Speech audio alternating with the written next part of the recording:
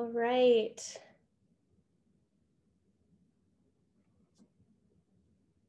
Okay, so we'll get started. Hello, everyone, and welcome to the National Skillshare Series on addressing and preventing gender-based violence at post-secondary institutions in Canada. My name is Kelly Previtt, and I'm the programming coordinator at Courage to Act. We're thrilled to welcome you to our Skillshare session today with the educators' community of practice. Before we begin, just a quick note on language and accessibility. Attendees can turn on and off captioning in Zoom as needed by clicking closed captioning in the controls bar at the bottom of your screen. You can also listen to the session in French by selecting the French language channel using the interpretation menu. Today, we're also joined by Karina Nielsen, a graphic facilitator from Drawing Change. Her role is to listen deeply and then translate our ideas into visuals. There will be graphic recordings available for all Skillshare sessions, which you can find eventually on the education tab of our website. And they'll also be released as part of the community of practice tools via the Courage to Act Knowledge Center.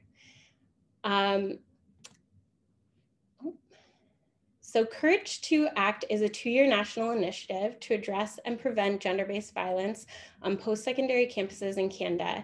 It builds on key recommendations within Possibility Seed's Vital Report, Courage to Act, developing a national framework to address and prevent gender-based violence at post-secondary institutions. Our project is the first national collaborative of its kind to bring together scholars, experts, and advocates from across Canada to end gender-based violence on campus.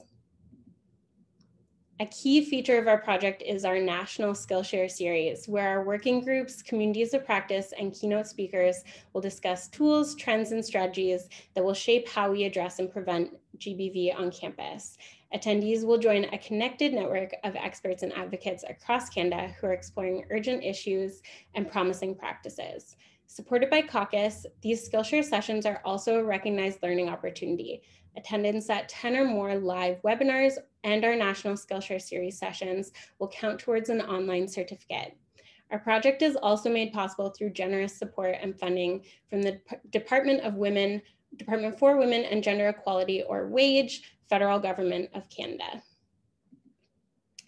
We begin today's session by acknowledging that this work is taking place on and across the traditional territories of many Indigenous nations. We recognize that gender-based violence is just one form of violence caused by colonization to marginalize and dispossess Indigenous peoples from their lands and waters. Our project strives to honor this truth as we move towards decolonizing this work and actualizing justice for missing and murdered Indigenous women and girls across the country. This work can be really challenging. Many of us have our own experiences of survivorship and of supporting those we love and care about who have experienced gender-based violence. A gentle reminder here to be attentive to your well-being as we engage in these difficult conversations. You can visit the self-care section of our Skillshare webpage or visit our self-care room by visiting the link in the chat. And you can also follow along on Twitter with the hashtag GBV National Skillshare. I invite you to enter questions into the Q&A box, and then there will be a Q&A portion in the last few minutes of the webinar. At the end of the session, you'll also find a link to the evaluation form, and we'd be grateful if you took a few minutes to share your feedback as it helps us to improve. And this is anonymous. Following this session, I'll also email out a copy of the evaluation form and a link to the recording so you can view it again and share it with your networks. I'm so excited to introduce you to Emily Livingston and Emily Culpitz from the Educators Community of Practice. Emily Livingston is a PhD candidate in the Faculty of Education at the University of Manitoba and works with the campus's Sexual Violence Resource Center.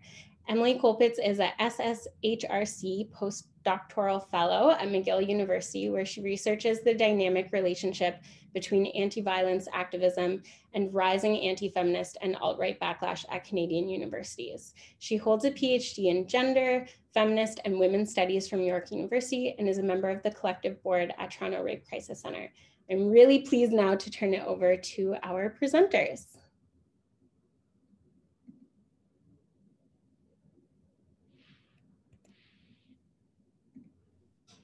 Hi, good morning or good afternoon, everyone. So my name's Emily Livingston, and I'm happy to present here today with Emily on behalf of the Educators Community of Practice. We want to acknowledge the hard work that's been going on behind the scenes with all the members of our community of practice and just acknowledge their contributions. So our group includes Johanna Black, Dee Dooley, Belinda Carson, and Britt Harvey, who you'll be hearing from later in the presentation, Dr. Emily Culpitz, Robin Wilson, Roxanne Runyon, and Jacob DeRocher. So just a quick outline of what we're going to cover today.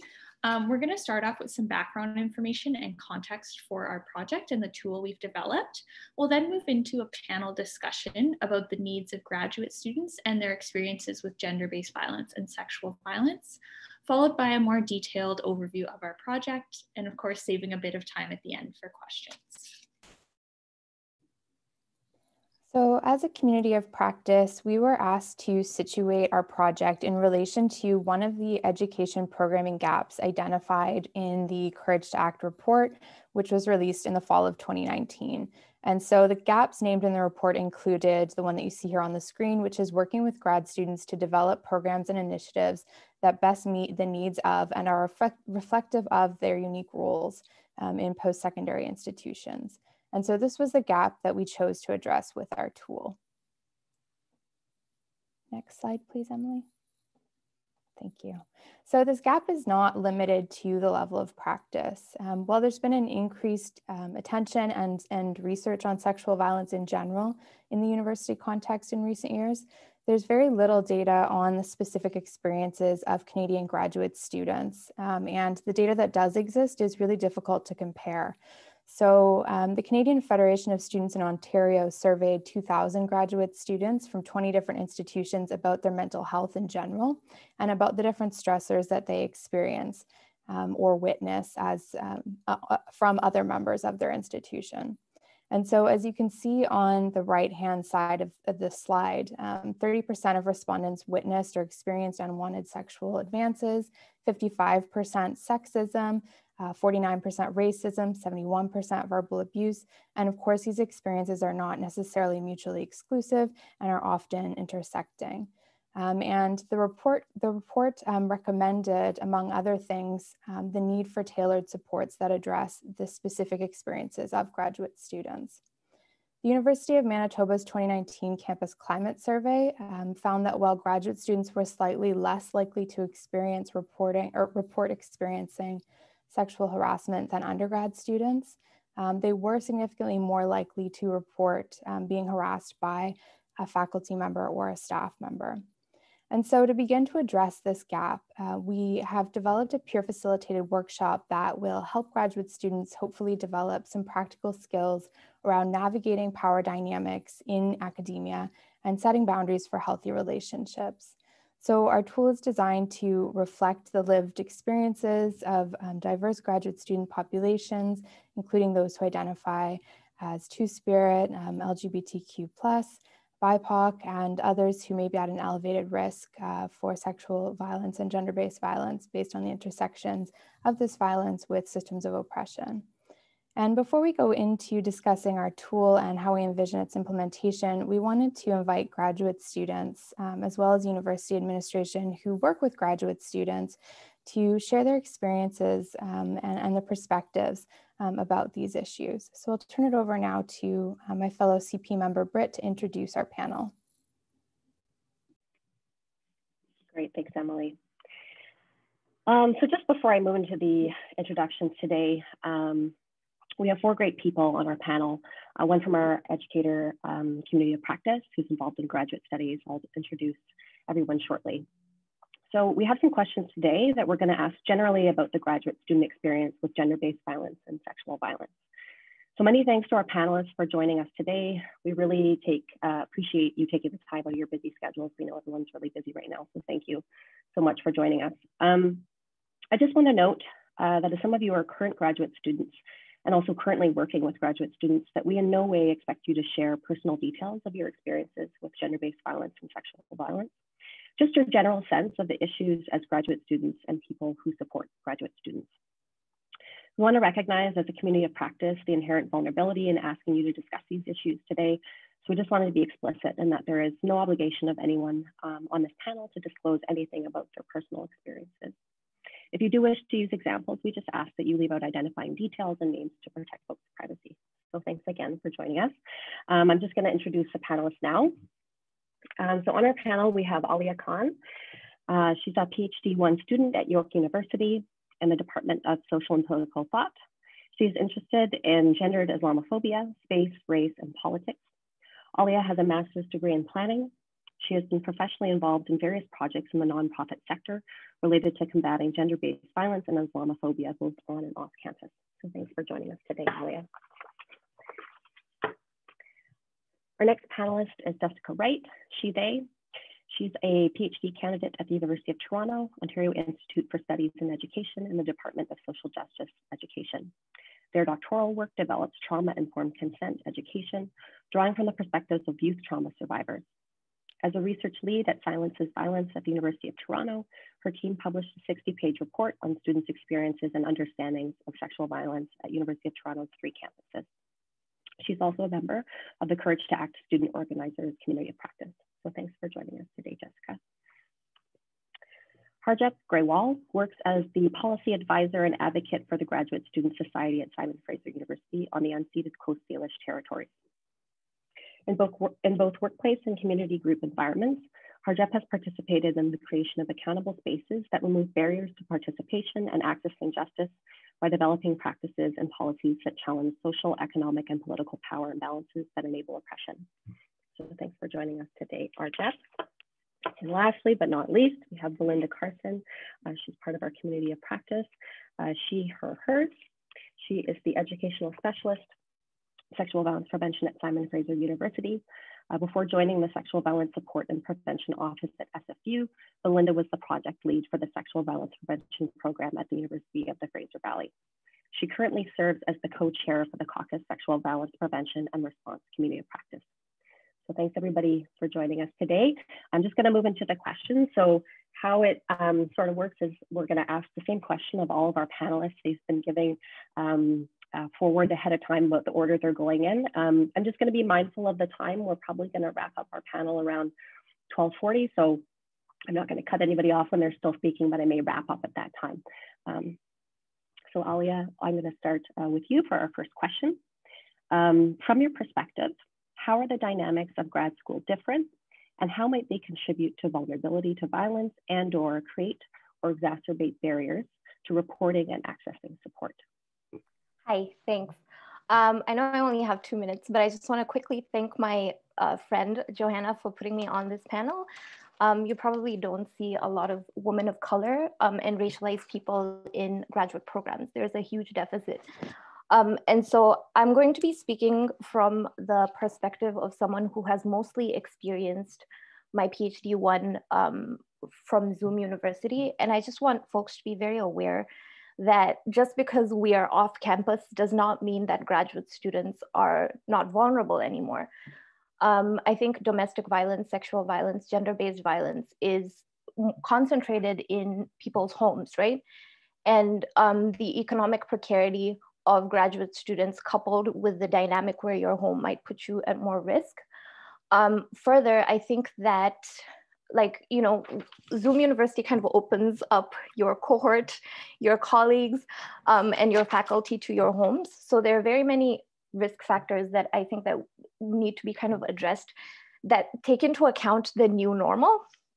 And in terms of just some general thoughts of the experience, of my experiences as a graduate student, I think that for a lot of racialized, you know, Indigenous, Black, Brown, and 2S LGBTQ+ people, we are often tokens, right? We're often like the individual minority in that space. And so, you know, when I was doing planning, I thought that planning had a race problem.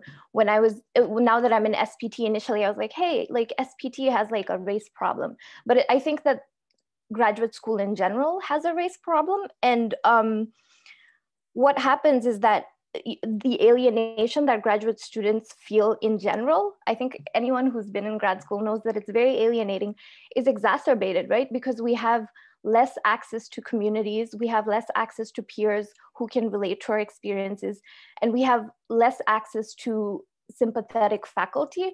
And so we're made vulnerable because we don't have access to those communities that we would turn to if we were in conditions that were compromising our safety. And I think there are many structural aspects of grad school that compromise you, right?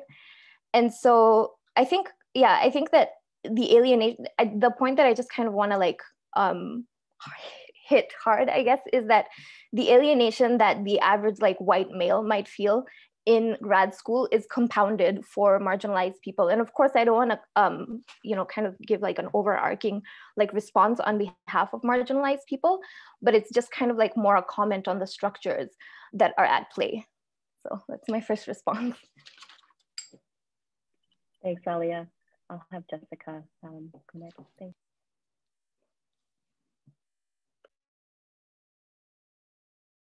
Oh, you just need to unmute Jessica. Sorry. Thanks, Britt. For me, I think there's a number of reasons, why grad students compared to undergrads have difficulty accessing support, but there's two pieces that stand out for me. The first is financial, sort of building off the last answer as well. Grad students are often precariously employed. And by the time someone has done their undergrad and then entered grad school, they can have a lot of debt. Then their survival through grad school is reliant on funding and employment from the university. And so rocking the boat, so to speak, by reporting gender-based violence can be very daunting. I think grad students have more at stake professionally and so financially when speaking up. And also reporting injustices at the university can feel like you're not meant to be there. And this is definitely compounded for first-generation students, international students, and other marginalized groups. And for them, it can feel like dealing with trauma at the university is part and parcel of making it in academia. And these folks already tend to be less financially secure. At my research with Silence is Violence, or SIV, we found that students had to drop out of their program in the aftermath of sexual violence. And these students were, all of them in our report anyway, were multiply marginalized. The second thing that I think really prevents grad students from accessing support is exhaustion and struggles with mental health. Grad students report higher levels of stress than undergrads, and this isn't really surprising given that academic research is very competitive, it can be very lonely, and it's based on individual success. But in the SIV report and in the research, we found that grad students had seen friends try to report and they were exhausted even just supporting their friends that were going through the reporting process. And then they saw that the outcomes were often unsatisfactory or victim blaming. And so going through the reporting process themselves was something they just didn't have the energy to do, and it didn't seem worth it. So overall, I think the financial stakes and the exhaustion grad students face are big barriers to ending gender-based violence on campus. Thank you for sharing, Jessica. Thanks for that. Harjat? Yeah, I just also want to start off by thanking the organizers for pulling this together. And I'm going to echo a lot of what's already been said by Jessica and Alia about some of the concerns. The first kind of two that come to my mind, one is the isolation, similar to kind of the alienation that Alia was talking about. And I kind of want to really specifically say that for certain graduate students, their entire sort of experience and their point of contact at the university ends up being a supervisor or one or two faculty members, as opposed to a graduate student that might be, taking multiple courses or entering the university through an administrative office, as opposed to being in contact with a supervisor. And then, thinking about the level of isolation, just in terms of the number of graduate students that are on campus, some of the departments that are quite small, your area of research might be really specific. So just the number of people that you interact with on campus is drastically reduced. And that isolation, I think, allows for the second issue, which I think is very important to be exasperated, which is the power imbalances that exist between supervisors and students as graduate students, but also that exists sometimes between, let's say, for example, a postdoc in your program or senior students. And just to name them, I think it's really important. A student is dependent on their supervisor for funding. Their academic evaluations are done by their supervisor. They are dependent on the supervisor for references after they finish, after they graduate. And for international students, as people have mentioned, they're dependent oftentimes for their renewal of their visas. So any thought of challenging a supervisor in terms of behaviors, maybe it's behaviors that are indicative of possible harassment or abuse that might be happening, people are just discouraged to even bring that forward, which I think is really important. So I guess just echoing, I think isolation and power imbalances are probably two of the really core differences that graduate students experience compared to undergrads. Thank you, Harjap. Belinda? Yeah, I want to echo everything that everyone else has said. Particularly, I was thinking about the power imbalances between graduate students and tenured faculty or supervisors. And I think Harjap has depicted that quite clearly. I think there's some things related to that that maybe are a particular concern for graduate students. I'm thinking of research. And so graduate students as researchers who are often doing research off campus, potentially doing some field work in either very remote, either local or international locations for extended periods of time, and probably with less direct supervision than, for example, an undergraduate student who may be doing research off campus. And so I think that puts those graduate student researchers at additional, makes them even more vulnerable because of potentially a remote location, this lack of supervision or oversight, and the questions of jurisdiction of their institution or even their grad program. So if they're international, the institution does not have jurisdiction when it comes to reporting and accountability. Canadian law may not even have jurisdiction there. And then also we're thinking about, who are they experiencing either gender-based violence or sexual violence by? It may be someone who's completely unaffiliated with the institution. And so that is an additional barrier. Additionally, I guess, is if they're in a remote international location, how do they remove themselves from that, that environment at the worst case scenario? It's very difficult. You can't just walk off campus or go home. So they really are vulnerable in those situations. And that's one sort of component, I think, of graduate studies that is particularly, of course it exists, like all the other things, unfortunately it exists at the undergraduate level, but I think it's exacerbated or heightened for graduate students. So I also wanted to add that point as well. Thanks, Belinda. I'm just going to move to the next question about kind of the current landscape in terms of what we have now. Just for our panelists, do existing sexual violence prevention and response initiatives on campus address the specific needs and experiences of graduate students? Why or why not? And I believe it's Jessica first for this question.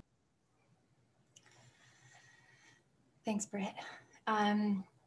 So I think it's important to recognize that change happens incrementally and that there has been a lot of amazing work done to address gender-based violence on campus. At the same time, there is a lot of work to still do. And it's great that things like consent and bystander education and anti-racism training are happening. But in my thesis research on consent education, I found that sometimes these initiatives can be missing nuance and the ethics behind the education. It's not enough to teach people to act in politically correct ways. I mean, it can be a start, but I think we really need to consider that these initiatives are about community building, like humanizing people across differences and creating more caring and connected campus community. And some initiatives are too focused on the individual and how an individual can protect themselves rather than focused on the systemic issues that are creating the problems in the first place. Gender-based violence doesn't just create an individual's crisis, it's connected to this larger collective crisis of care. Also, in the Civ report, there were senior faculty members, vice deans, chairs of departments perpetuating sexual violence. And we can't simply, educate these folks out of their violent behaviors. The culture at the university has to shift. And some people really don't want to relinquish their privilege. And in those cases, there needs to be better measures in place so that survivors can hold their abusers accountable. So I think just in sum, the university has to spread awareness about gender-based violence, but also take, action to protect students. Thanks, Jessica. Harjat.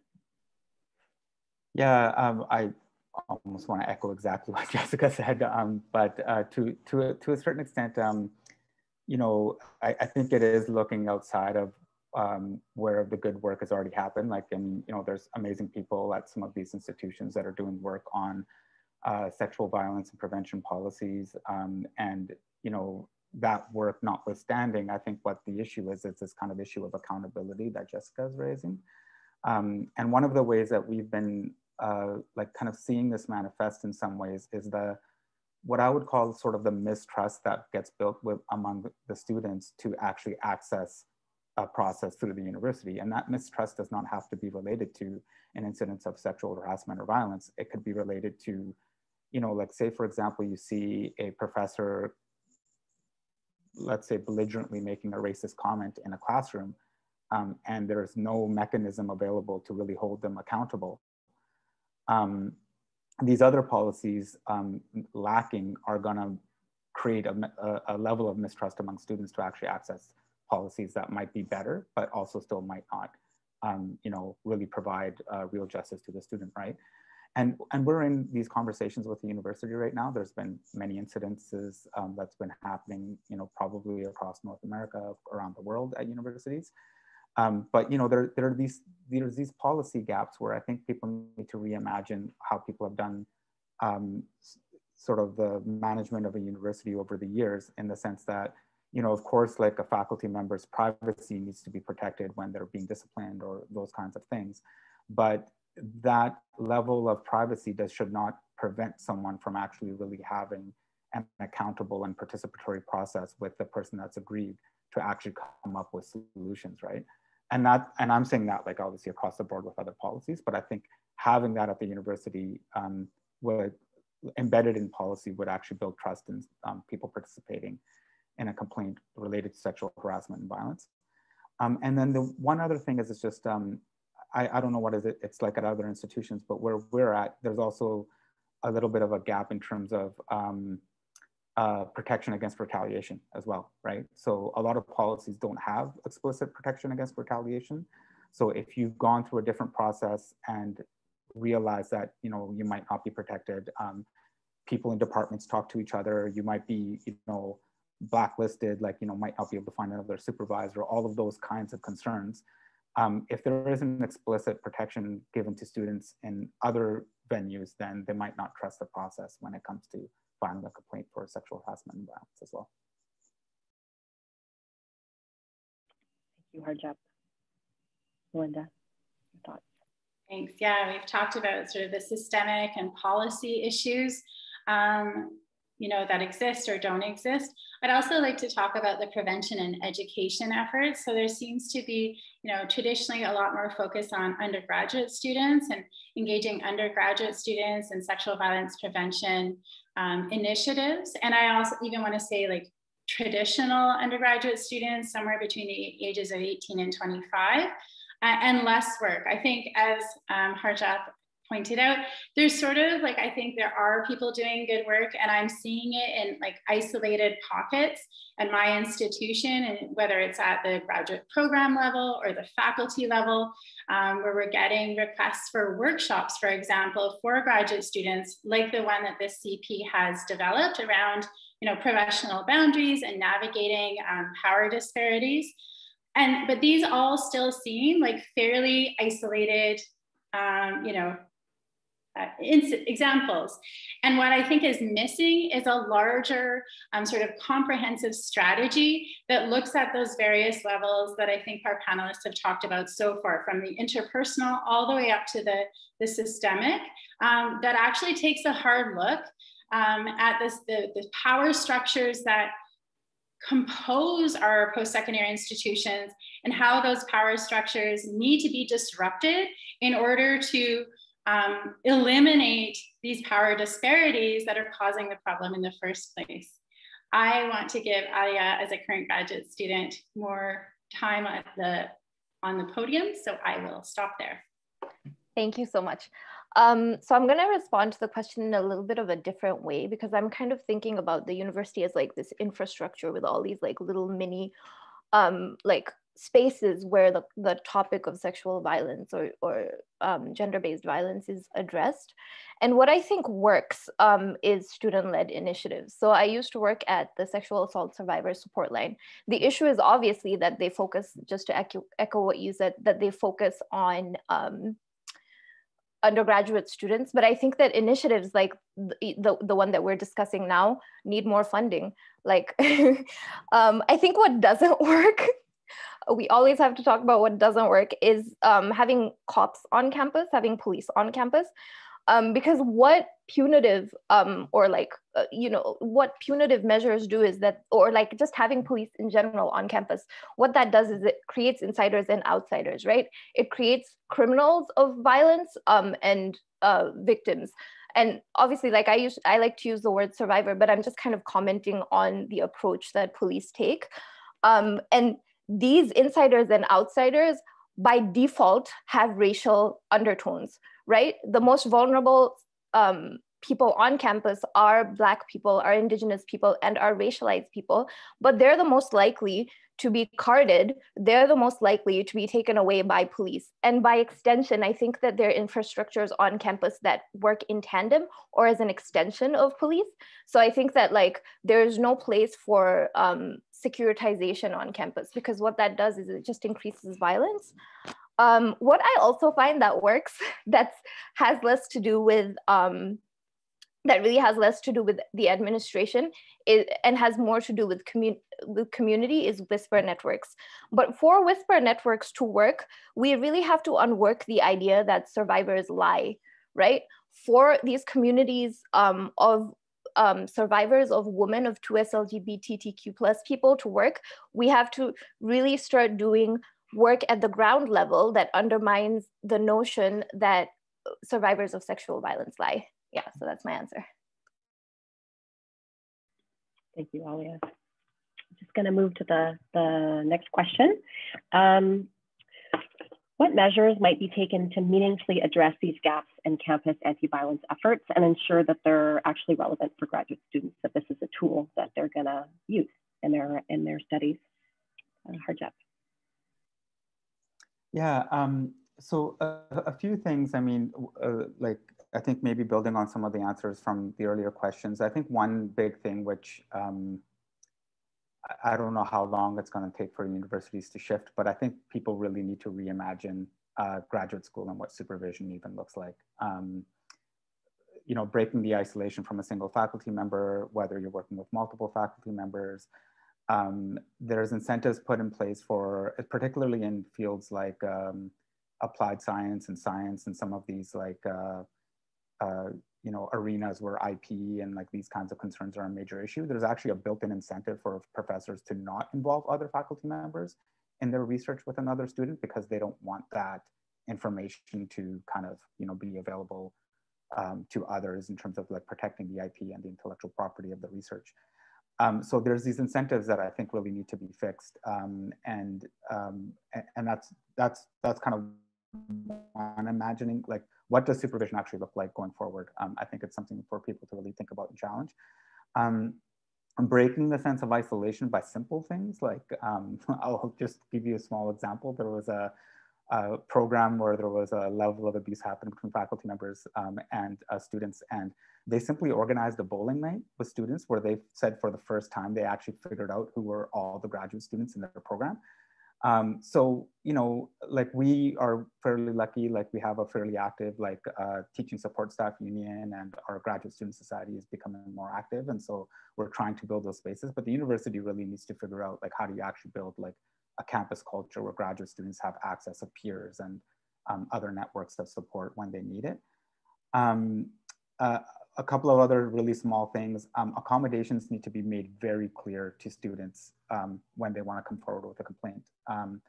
Way too many times, like a small example, right? Like if you are in a research group where either a fellow student or a supervisor has caused harm in any way, sexual violence, sexual harassment, or any other form of abuse, schools can be pretty good at transferring the student to new supervision or a new department and building that kind of support.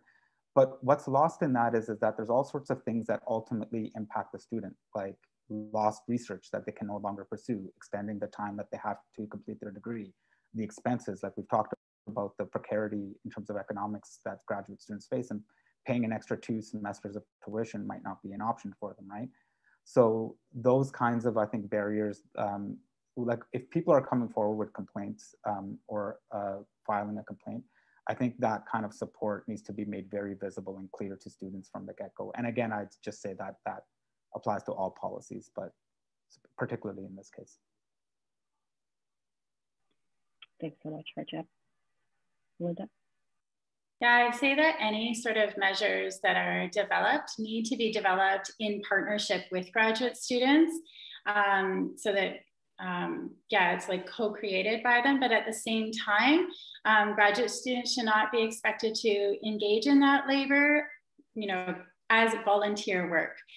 There's already a lot of like unpaid and unrecognized labor that students and graduate students do. And so I think there needs to be institutional will and resources dedicated so that graduate students can participate in the creation of, say, these like workshops or policy reviews, but then not to be doing it on top of all the other things that they're doing. So to have some compensation and an institutional support for those positions. And so, so then that will enable us to better understand the needs and the best way, like what's the best way to engage in this work with graduate students. And sorry, I wanted to say one other thing.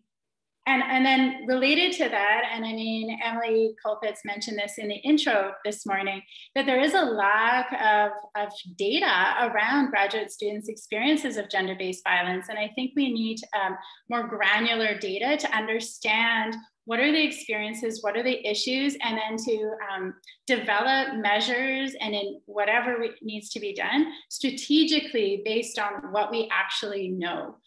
So those would be 2 suggestions.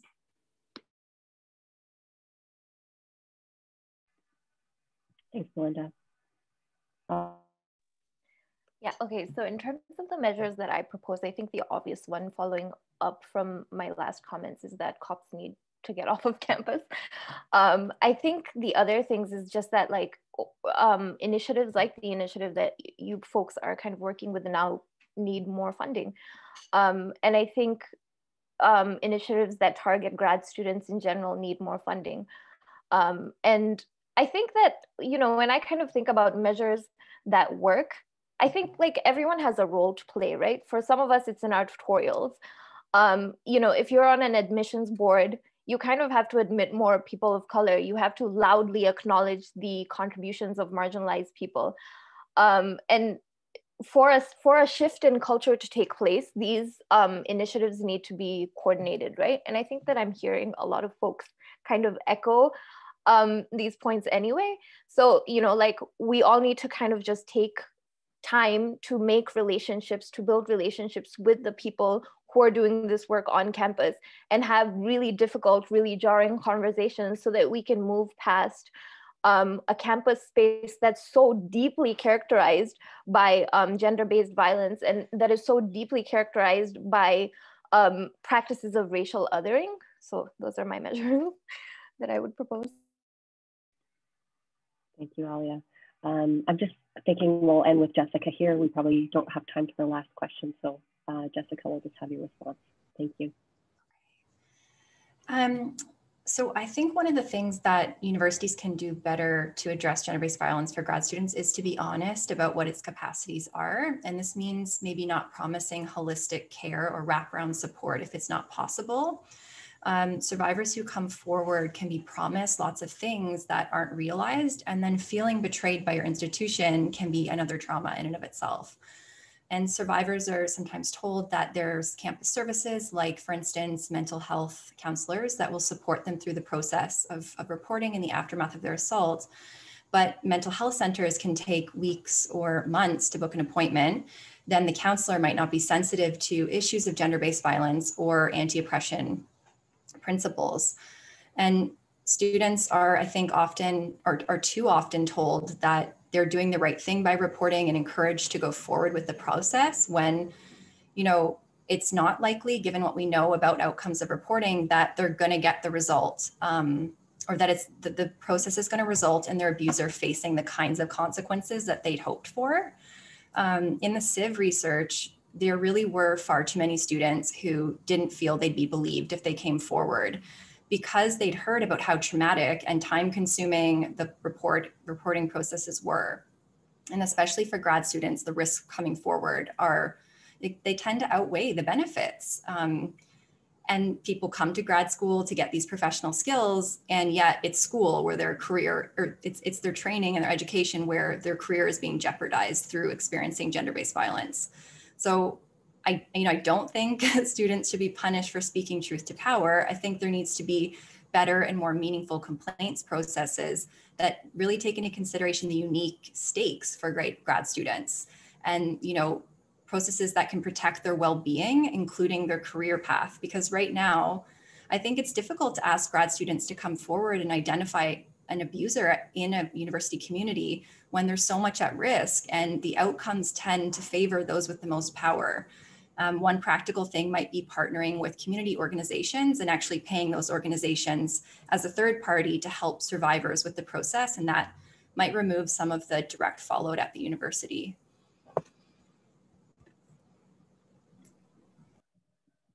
Thanks, Jessica. I want to keep listening to you all day.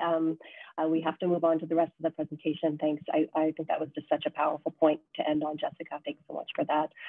Thank you, Harjep, Alia, Jessica, and Belinda for bringing your knowledge, expertise, and compassion for graduate students and these issues. Just so much appreciate you coming here today.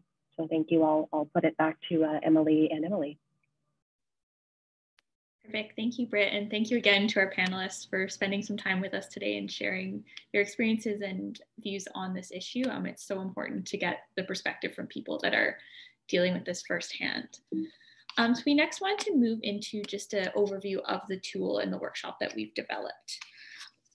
So our tool is designed to be an interactive workshop for graduate students that aims to achieve several key learning outcomes. So by the end of the workshop, participants will be able to define and provide examples of sexual violence, including examples specific to the graduate student context, discuss the power dynamics at play in the university and graduate student context and how these dynamics may shape sexual violence or gender-based violence, articulate their understanding of what constitutes a healthy supervisor-student relationship and describe the personal and professional boundaries that support that healthy relationship, identify a range of strategies for responding to sexual violence and boundary violations, including strategies for responding in the moment, but also strategies such as documenting behavior, self-advocacy, and navigating institutional processes. And lastly, we want to ensure that they're able to identify relevant support resources on campus and in the community. So we designed these learning outcomes after conducting a review of the literature and research currently available on graduate students' experiences with gender-based violence, as well as an environmental scan on what was currently available to support this student population at different post-secondary institutions across Canada. So we've designed our workshop to be led by 2 trained graduate student facilitators. And we really want to emphasize that this does not suggest that the onus is on graduate students to protect themselves from predatory individuals or from individuals who do not maintain clear professional boundaries. We chose this peer facilitated approach to help make the workshop a safer space for participants and to remove power differentials that may result from having the session led by a staff or faculty member at the institution. We also recognize that every institution is unique and will have different structures and systems in place to support the integration of this workshop into their programming. So we realized that a single workshop can't address all of the nuances and complexities of the graduate student experience, but we hope that our tool draws attention to this programming gap and can be used as a starting point for a broader ongoing conversation. So in terms of content, we designed this workshop to be approximately 3 hours in length with time built in for breaks. Of course, the content is quite heavy, so those are really important to the structure. And in terms of what we're going to cover in the workshop, we start by defining sexual violence and its impacts. We then move into a discussion of power, consent, coercion, and specifically thinking about those things in the context of graduate studies and in the academic environment, how some of these dynamics can be normalized in ways that create the potential for violence. We want to really empower our participants in this workshop to set boundaries and to feel confident responding to boundary violations, while also sort of reassuring them that boundary violations are never their fault. And so we included a discussion with practical examples and a group activity to practice responding to boundary violations in various ways. And then to have sort of an interactive component of the workshop, we have the final hour focusing on allowing our participants to think through these issues at a more structural and systemic level by working together to plan a fictional academic conference that sort of anticipates potential risks for violence and fosters a respectful and inclusive environment. So we also introduce scenarios of violence that have occurred in real life at recent academic conferences, and we invite participants to work through developing a response that both supports the individuals who are directly impacted by these scenarios, but also sort of a collective response to violence as a broader community. And so this workshop aims to begin to address the specific experiences of graduate students that our panelists highlighted today, and to envision safer academic spaces that address graduate students' needs and don't reproduce the dynamics that give rise to violence. And I think maybe sort of the best thing that this workshop can do is really sort of serve as a site for that potential community building work to happen, like Jessica discussed. And so by highlighting these needs today, we also hope that staff working to prevent violence on campus might begin to think about how their existing programming in terms of prevention and education can start to sort of address graduate student experiences. So for example, if you have a workshop on responding to disclosures, can you build in some scenarios that address graduate students' experiences as teaching assistants receiving disclosures from students, thinking about how we might begin to shift this work to address those needs. And while ultimately graduate students can work collectively to demand change, it's really important to end by saying that institutions are ultimately responsible for transforming these dynamics and for ensuring that graduate students have access to support. So as our panelists highlighted, these are really structural issues and are ways that the university in some senses continues to reproduce a world around certain bodies. And so of course, one workshop is not going to disrupt that in its entirety, but we hope that it can begin sort of contributing to those collective conversations to move us in that direction. And so I think with that, we will open it up for some questions. Thank you, everyone.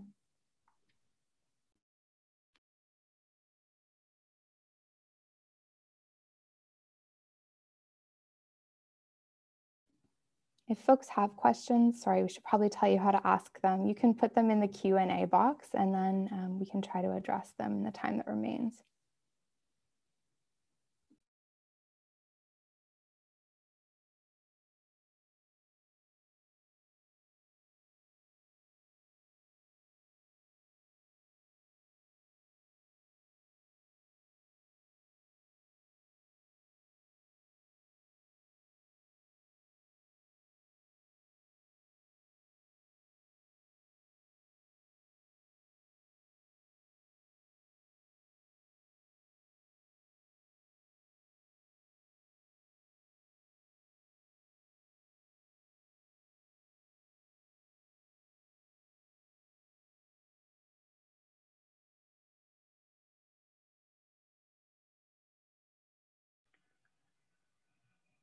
I think there's one in the chat, Emily. Do you want me to mention it, or I know you had talked about reading it in the Q&A box? Just let me know. Yeah, sorry, but for some reason it won't let me open it while I'm sharing my screen. So if you're able to ask us the question, that would be awesome. Okay, so there's 2 questions here. I'm just going to take 10 seconds to read it. Okay, so I'll start with the first question. This is definitely an issue that it's come up in our training at the University of Manitoba as well. This question says, I struggle with the institution giving us more than an hour for training. How do you suggest working to make it either longer or shortening the session?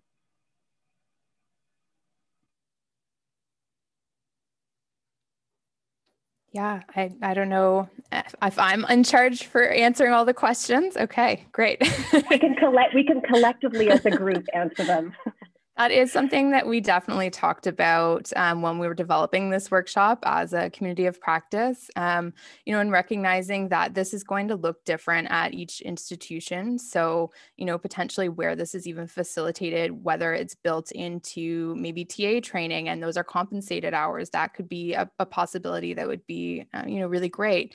If this is something that's sort of organized, by the institution and there are only sort of a limited amount of time allocated, could it be split into 2 separate workshops potentially, for sure? So we've definitely built in a lot of room for flexibility, both to, be relevant to different academic contexts and settings, but also to account for, bringing in specific resources, specific content that might be most relevant to that particular program or academic institution, for example. I don't know if you have anything to add to that, Britt or Emily.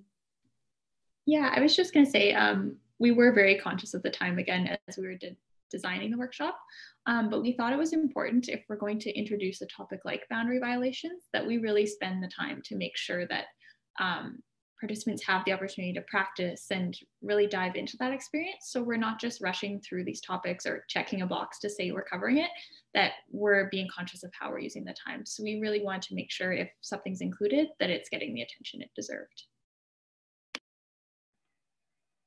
Thanks, Emily.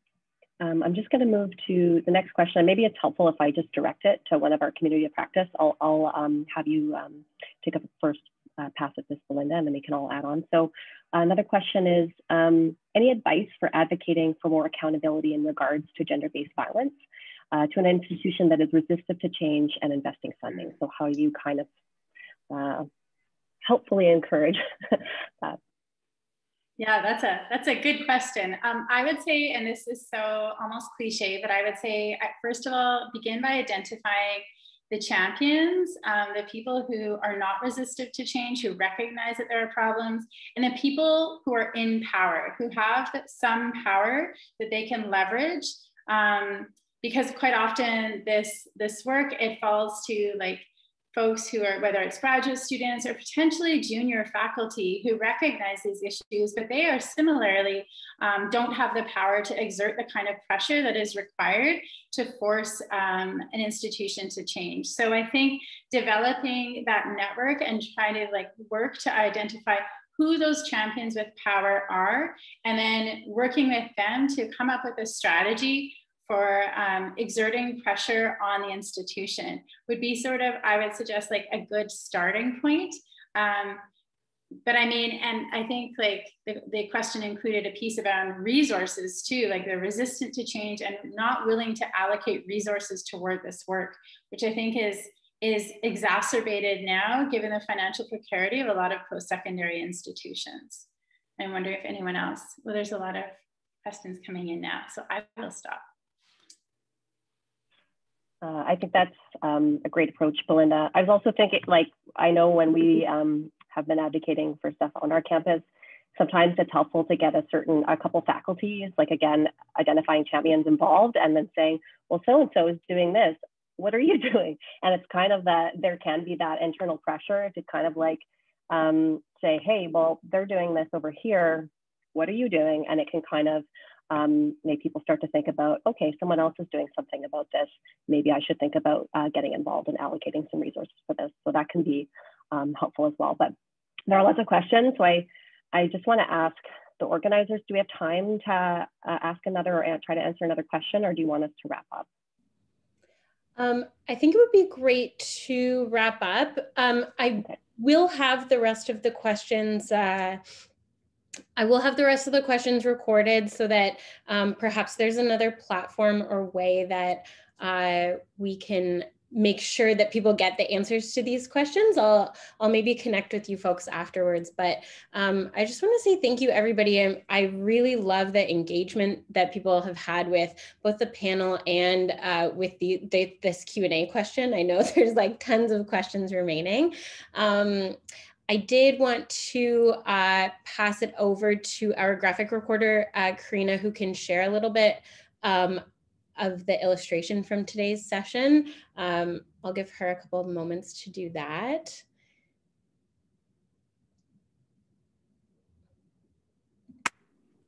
Hi, everyone. I'm going to just hook up my iPad here and see if I can turn my video into the screen. I just want to thank everyone just for the opportunity to be here and that trusting me to capture your voices. I've got a lot of messy scribbles on the side that I'll be working on later to incorporate here. So what I've done now is just try to capture really quickly just the wonderful panelists, their words that they shared with us, and a super high level right now is just trying to capture the questions. And what I'm really hearing is, you know, there are so many levels of structural barriers. And as a recovering academic grad student myself, these are a lot of things that really resonate with me as well. So just the culture shift at the university, the imbalance of power, all of these layers of structure that really needs to be examined, broken down. And I really wanted to highlight the recognizing those that are inside the institution that have that power to leverage, rather than always bringing it back to the graduate students to take on all that work, advocate for themselves. They're already exhausted, and just valuing that work, that emotional labor, and yeah, finding those champions on the inside that can use their power to put pressure on the university to examine these structures and create a space where that accountability can be advocated for. So this will be finished up. I'm going to continue working on it after the session is finished, and it will be shared with everyone afterwards. And I just want to thank you again for the opportunity to be here. Awesome. Thank you so much, Karina. We're so deeply appreciative of you, to the educators CP, and then also to just everybody who's joined us today. Thank you so much for taking part in the National Skillshare Series. For everybody who spoke today, for sharing your time and expertise. We've learned a lot, and this recording will also be available on our website in a couple of days. So if you want to go back and watch and review, you can do that. And as I mentioned, Karina's beautiful drawing will also be available on our website. There was a question about how the tool can be implemented. So its contents will be shared. This CP tool will be available for post-secondary institutions to sign up to pilot via the Courage to Act Knowledge Center in fall 2021. So if you are interested in this and in following along, you can do that. And don't forget that registration is open for the rest of our Skillshare series. And so you can sign up on the Courage to Act Skillshare webpage. The rest of the series will showcase the 15 tools and toolkits being developed by our 150 plus project partners, including all of our communities of practice. So thank you again to everybody who joined us today. We're so appreciative, and we hope that you have a great afternoon. Anuth's popped the website in the bottom, so you can check that out there. And after the webinar, you should get a link to our evaluation page, and any feedback is certainly welcomed. Hope you'll have a great afternoon. Take care.